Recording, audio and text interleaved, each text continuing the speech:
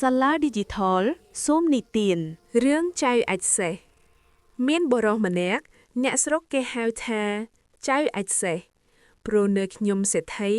គេឲ្យខ្វៀលសេះប្រហែលជា50ក្បាលគេឲ្យទៅសង់ខ្ទុំនៅបៀតមាត់ទន្លេបរិសនោះព្យាយាមរំលឹកគុណព្រះពុទ្ធ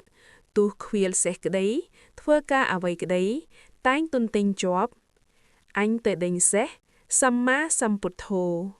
អញទៅលើកអាចសេះសម្មាសម្ពុទ្ធោធ្វើការអ្វីក៏ទន្ទិញថាសម្មាសម្ពុទ្ធោដូច្នេះដរាបទេឯអាចសេះនោះទៀតបរិសមិនលើកចោលទេតែងកោបច្រកការ៉ុងទុកបានជាច្រើនថ្ងៃមួយមានសំពៅ500មកពីស្រុកចិននាំទំនិញមកលក់បុរសស្រែកហៅថាឲ្យចូលមកនេះសិនលុះសំពៅចូលមកសួរថាអ្នករាល់គ្នាបាក់សំពៅមកពីណានាយសំពៅថាមកពីស្រុកចិនបុរសថាអ្នកស្គាល់ស្ដេចក្រុងចិនទេនាយសំពៅថាស្គាល់ព្រោះខ្ញុំនៅជិតព្រះរាជវាំងដែរបុរសថាស្ដេចក្រុងចិននោះជាក្អឺអញហើយជាមិត្តសម្លាញ់ថ្ងៃមុនរៀងមកបើអ្នកក្រឡប់ទៅស្រុកចិនវិញអញផ្ញើបោះទៅក្អឺអញថងនាយសំពៅនោះឆ្លើយថាបាទហើយនាំគ្នាចិនសំពៅទៅលក់ដូរមិនយូរប៉ុណ្ណានាយសំពៅត្រឡប់មកវិញចូលទៅរកបុរសនោះសួរថា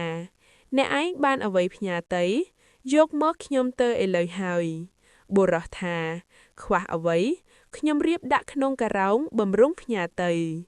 នាយសំពៅក៏ប្រើជើងឈ្នួលឲ្យជញ្ជូនដាក់សំពៅនៃរបស់ប្រហែល400ការ៉ោងដែលសុទ្ធតែការ៉ោងពេញដោយអាចសេះហើយក៏លាបុរសនោះចេញសំពៅទៅស្រុកចិន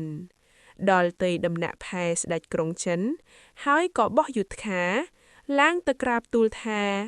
មានក្អឺព្រះអង្គផ្ញើបោះពីស្រុកខ្មែរមកថ្វាយដាក់នឹងការ៉ោងច្រើនណាស់ស្ដេចក្រុងចិនឆ្ងល់ថាអញមិនដែលទៅស្រុកខ្មែរទេអញមានក្អឺឯណានៅស្រុកខ្មែរក៏មានព្រះបន្ទូលឲ្យទៅជញ្ជូនការ៉ោងអាចសេះនោះមកដាក់កនៅមុខព្រះលៀនទ្រង់ឲ្យស្រាយមាត់ការ៉ោងចាក់មើលតើជារបស់អ្វីខ្លះដល់ស្រាយទៅឃើញសុទ្ធតែដុំមាសគ្រប់ការ៉ោងស្ដេចមានព្រះទ័យត្រេកអររកទីបំផុតគ្មានក៏ទ្រង់គិតក្នុងព្រះចិន្តាថានឹងបានអ្វីផ្ញើទៅគេវិញមានតែព្រះរាជបុត្រីម្នាក់ព្រះជន្ម18ឆ្នាំព្រះរូបព្រះឈោមល្អលើសស្រីទាំងអស់គិតផ្ញើទៅឲ្យគេហើយក៏ទ្រង់ចាត់ឲ្យជាងធ្វើស្គរមួយយ៉ាងធំពាសស្បែកសត្វទាំងសងខាងតែឲ្យមានកន្លែងបើកចេញចូលមកខាងបានហើយក៏ដាក់ព្រះរាជបុត្រីនោះទៅក្នុងស្គរមានទាំងកន្សែងបក់បោយមួយផងហើយចាត់បំរើឲ្យបើកសំពៅយកទៅឲ្យចៅអាចសេះបំរើទៅដល់ហើយក៏ស្រែកហៅបុរសនោះថាស្ដេចក្រុងចិនជាក្អឺផ្ញើស្គរមួយមកឲ្យអ្នកឯងវាយលេងបុរសឮដូច្នោះក៏ត្រេកអរណាស់អ្នកបំរើយកស្គរទៅចងក្នុងរងសេះនោះបុរសនោះក៏ចេះតែវាយលេងទាំងនិយាយផងថាក្អឺអញស្រឡាញ់អញផ្ញើស្គរនេះមកឲ្យអញវាយលេងថ្ងៃមួយបុរសនោះវាយស្គរហើយចេញទៅខ្វៀលសេះនាងដែលនៅក្នុងស្គរចេញមករៀបបាយទឹកទុកបំរុងឲ្យបុរសនោះហើយចូលទៅក្នុងស្គរវិញពេលបុរសនោះត្រឡប់មកវិញឃើញបាយគិតថានរណាអេសមករៀបបាយឲ្យអញឃ្លានបាយអញស៊ីហើយឯនាងនោះធ្វើដូច្នេះជាច្រើនថ្ងៃបុរសនោះសង្ស័យ